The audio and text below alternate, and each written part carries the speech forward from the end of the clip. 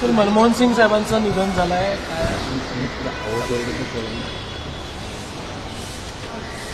आज आपल्या संपूर्ण देशामध्ये दुःखाची लाट आहे.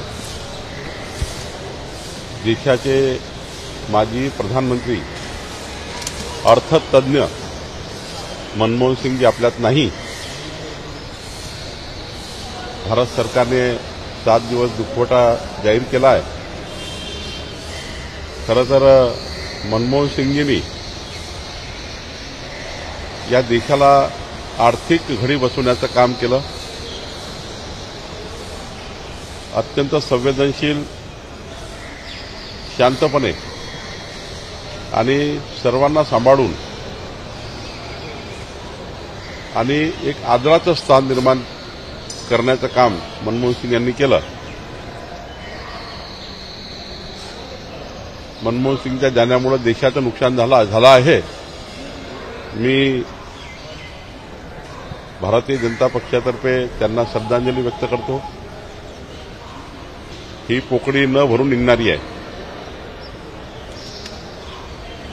पण त्यांनी जे विचार या ठिकाणी मांडले आहेत, त्यांनी जे अर्थतज्ञ आम्हाला अर्थ ज्ञान दिलं आहे देशाला, विकसित भारताचा संकल्प जो मोदीजींनी केला आहे, त्या संकल्पाला जेव्हा पुढे नेताना मोदीजींनी सुद्धा मागच्या काळात ज्या व्यक्तिमत्वानी त्या क्षेत्रामध्ये उत्कृष्ट काम केलं, त्या क्षेत्रातलं काम घेऊन पुढे नेण्याचं काम मोदीजी करतायत.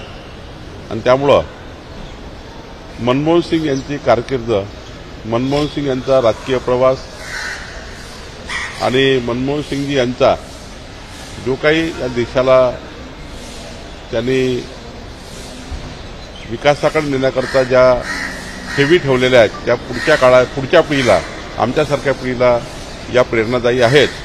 मी त्यांना श्रद्धांजली व्यक्त करतो. सर, बीडमध्ये सरपंचावर हल्ला झाल्यानंतर उरण आणि धाराशिवमध्ये सरपंचावर हल्ला झालेला आहे.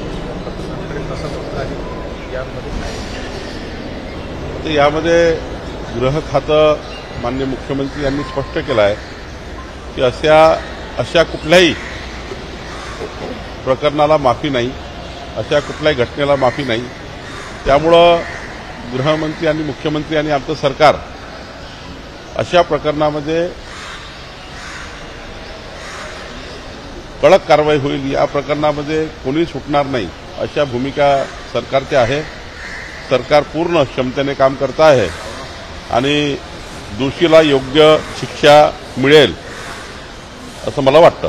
सर, बीएमसीचे निवडणुका ठाकरे गट सोबळावर लढण्याचे बोललं जात आहे आणि दुसरीकडे भाजप सुद्धा सोबळावर लढणार आहे. नाही, आम्ही एवढंच म्हटलं की आमची स्थानिक जे आमचं युनिट आहे पक्षाचं, तो निर्णय करेल महायुतीबद्दल.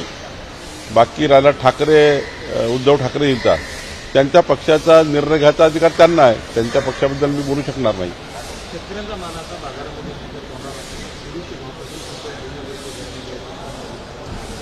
नाही, याच्यामध्ये आता MSP आहे, MSPच्या दराने खरेदी करण्याचा शासनाचा मानस आहे. ही जे आपण सांगताय ते मी या ठिकाणी तपासून घेतो आणि सरकारकडे पाठवतो. नाही, पालकमंत्री पदावर कुठलीही रस्सीखेच नाहीये, खेच नाही आहे. आम्ही या ठिकाणी दोनदा माझी चर्चा झाली आहे. माननीय मुख्यमंत्री महोदयासोबत चर्चा झाली आहे. लवकरच याचा निर्णय होईल. नागपूर संदर्भाने पक्ष निर्णय घेईल.